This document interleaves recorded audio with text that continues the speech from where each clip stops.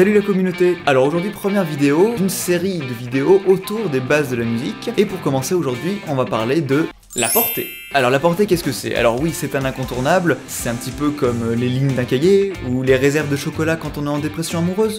Quoi qu'il en soit, c'est vraiment les fondations, c'est indispensable. Donc si vous n'êtes pas musicien, vous avez besoin de connaître absolument ça avant d'aller plus loin. Et pour cela, regardez cette vidéo jusqu'au bout, hein. Et puis si vous êtes musicien, regardez quand même jusqu'au bout, ça pourra peut-être vous apprendre 2-3 choses. C'est parti!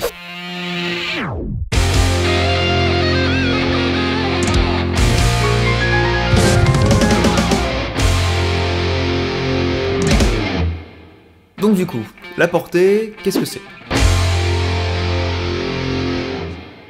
Et bien tout simplement la portée c'est 5 lignes horizontales sur lesquelles on va placer des notes. Waouh! Et oui, parce que sans notes on n'aurait pas de son pour jouer de la musique et ça serait pas de la musique, tout simplement. Mais à part les notes, on peut aussi trouver d'autres symboles divers et variés qui permettent de mieux comprendre, de mieux lire et de mieux interpréter la partition. Et donc du coup, pourquoi on appelle ça la portée? Et bien tout simplement parce que ça porte les notes. Waouh, bravo les mecs, vous êtes géniaux. Et donc les notes, comment elles sont organisées? Et bien elles sont soit posées sur des lignes, soit dans les interlignes. Et les interlignes c'est quoi? C'est entre les lignes.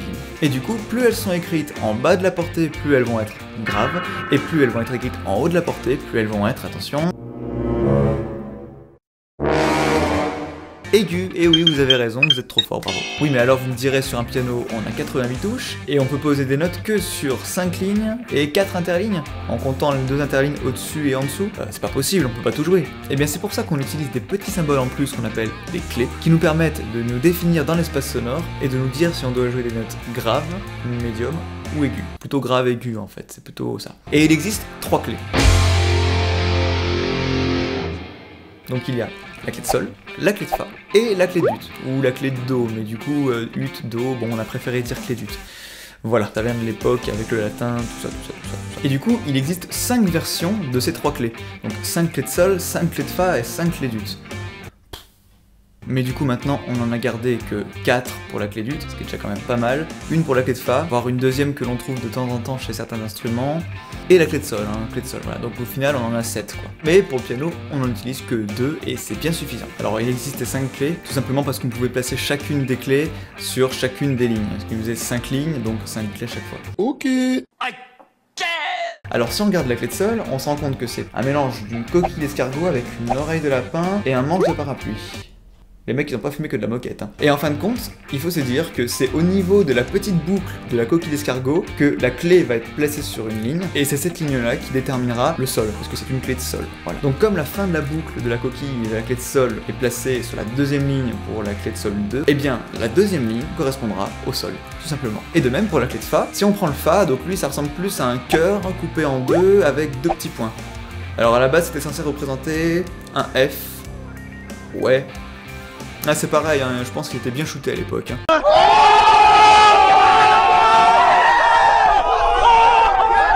Alors si on prend la clé de Fa 4, qui correspond à la clé de Fa du pianiste, on remarque que les 2 petits points sont placés de part et d'autre de la 4ème ligne, et donc ça permet de dire que la note qui est posée sur la 4ème ligne, ça sera un Fa, parce que c'est un rapport avec la clé de Fa, voilà. Donc on peut dire que c'est un Fa. Et pourtant, quand on la lit en clé de sol, cette note-là, du coup, ça donne un Ré.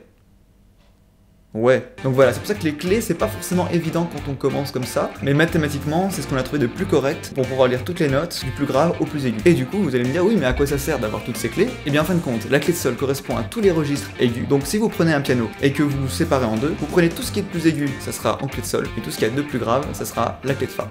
Et du coup, la clé de fa n'est pas utilisée que pour la main gauche du piano, mais aussi pour tout ce qui est violoncelle, contrebasse, tuba, basson, basse électrique. Voilà. Bien que les bassistes ne savent pas forcément lire la clé de fa. Et du coup cela permet de lire toutes les notes du plus grave du piano, donc on descend à l'octave -1 jusqu'à l'octave numéro 7 en clé de sol, voilà, sans avoir 36 lignes de portée. C'est pas mal, hein?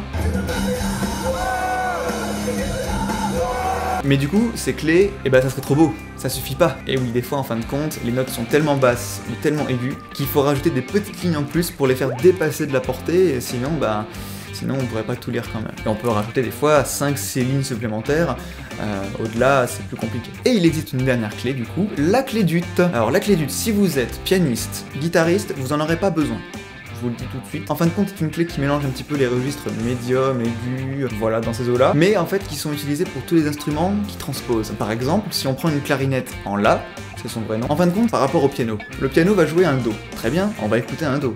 Miracle. Et bien la clarinette en La, elle, quand elle va jouer un Do, on va écouter un La. Alors ça vient juste de la construction des instruments, ne me demandez pas plus, je suis pas luthier, et pas assez mathématicien pour ça. Mais c'est comme ça. Et donc pour que cet instrument-là joue les vraies notes qu'on veut écouter, et ben ils sont obligés de jouer des Mi à la place des Do, pour monter et compenser cet écart. Et du coup ils doivent lire dans des clés spéciales, en clé luth 1 ou 2 je crois, je sais plus laquelle exactement. Donc vous voyez, c'est une usine infernale. Et ces instruments-là ne connaissent que leurs clés spécifiques, bien sûr. Ils n'ont pas à se soucier de la clé de Sol et de la clé de Fa. Donc chacun a un petit peu son domaine d'expertise. Et on a la même chose pour le corps en Fa, qui, quand ils vont jouer un Do, on va écouter un Fa, la trompette un Mi bémol, ou Si bémol, je ne sais plus, parce que je ne suis pas trompettiste, et ça va être toujours le même principe. Et ils vont chacun avoir leur clé luth spécifique. Ou des clés de Fa, si jamais il y a besoin de jouer en clé de Fa.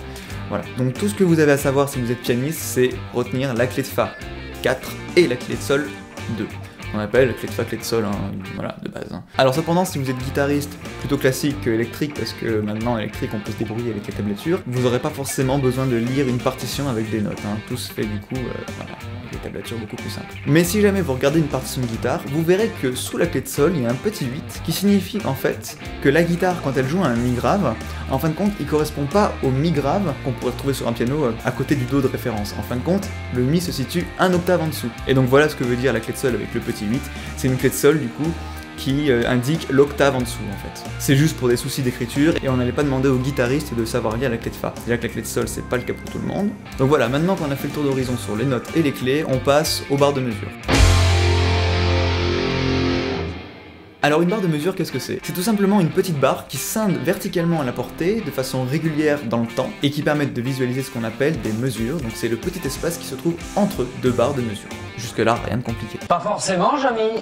Et du coup, les mesures, ça sert à quoi? Et ben ça sert tout simplement à structurer la portée pour savoir exactement où on en est. Par exemple, si on prend un orchestre avec un chef d'orchestre qui dirige, il va préférer dire on va reprendre à la mesure 40 plutôt que de dire on va reprendre à 53 secondes. Parce que personne ne saura où on est à 53 secondes. Alors qu'à la mesure 40, on saura exactement que tout le monde doit jouer un Si, un Sol et un Ré en même temps, par exemple. Et de plus, les mesures sont reliées à des notions de signature rythmique, de temps, qui permettent vraiment de savoir où on est dans le morceau. Donc c'est un petit peu comme la portée pour les notes, c'est la fondation pour le rythme, qu'on évoquera dans une prochaine vidéo. Et il existe d'autres styles de barres de mesure, comme par exemple la double barre, qui clôt le morceau, comme un point dans une phrase, et d'autres barres de mesure qu'on verra aussi dans une prochaine vidéo. Voilà, alors maintenant que vous vous êtes un petit peu familiarisé avec une partition, évoquons tout de suite ce que c'est qu'une gamme. Alors la gamme, c'est un petit peu plus complexe, on verra ça pareil un peu plus loin dans la série de vidéos, mais je veux pas non plus vous mener dans l'incompréhension si je vous dis que la gamme de Do, c'est Do, Ré, Mi, Fa, Sol, La, Si, Do. Waouh, quel suspense, personne le savait. Voilà, et quelques puristes vont me dire « Oui, mais le Do, à la fin, c'est le même qu'au début, donc c'est pas une note différente. » Alors bien sûr que non, c'est pas une note différente. Mais qu'est-ce que c'est en fait? Et ben c'est tout simplement la boucle qui revient encore et encore. En fin de compte, on pourrait voir la gamme comme une suite de notes qui serait circulaire, dans le sens que vous voulez, qui ferait Do, Ré, Mi, Fa, Sol, La, Si, Do, Ré, Mi, Fa, Sol, La, Si, Do, Ré, Mi, Fa, Sol, La, Si, Do, Ré, Mi, Fa, Sol, La, Si, Do, Ré, Mi, Fa, Sol, La, Si, Do, Ré, Mi, Fa, Sol, La, Si. Do, Ré, Mi, Fa, Sol, La, Si. Do. Voilà, on dit que c'est plus joli quand on finit par un Do plutôt que quand on finit par un Si. Voilà, parce qu'on a l'impression que ça clôt pas vraiment une gamme et qu'on préfère avoir un sentiment de résolution quand on joue. Voilà, et sur un piano, et ben qu'est-ce que la gamme de Do? C'est tout simplement la suite des notes blanches, sans prendre en compte les touches noires, que les notes blanches. Et quand on va jouer à la suite en partant du Do, ça nous donne Do, Ré, Mi, Fa, Sol, La, Si, Do, Ré, Mi, Fa, Sol, La, Si, Do, etc.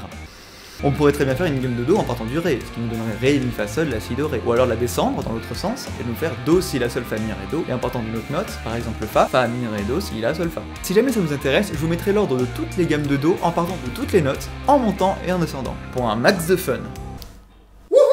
Et du coup vous serez incollable sur la gamme de Do. Alors on appelle ça plus précisément la gamme de Do majeur, parce que quand vous la jouez du Do au Do, elle vous donne l'impression qu'elle est un petit peu joyeuse, voilà, contrairement à une gamme mineure qui serait plus triste. Mais j'y reviendrai ça aussi. Voilà, alors n'hésitez pas à me dire en commentaire si ça vous a plu ou si ça vous a pas plu, parce que ça peut arriver. Et de vous abonner en cliquant sur la petite cloche ici, alors n'hésitez pas à appuyer une deuxième fois, parce que sinon vous ne serez pas notifié dès qu'une nouvelle vidéo sortira. Ça serait dommage. C'est embêtant alors. Alors révisez bien votre portée et votre gamme de Do majeur, et on se retrouve pour une nouvelle vidéo sur le thème. Ciao.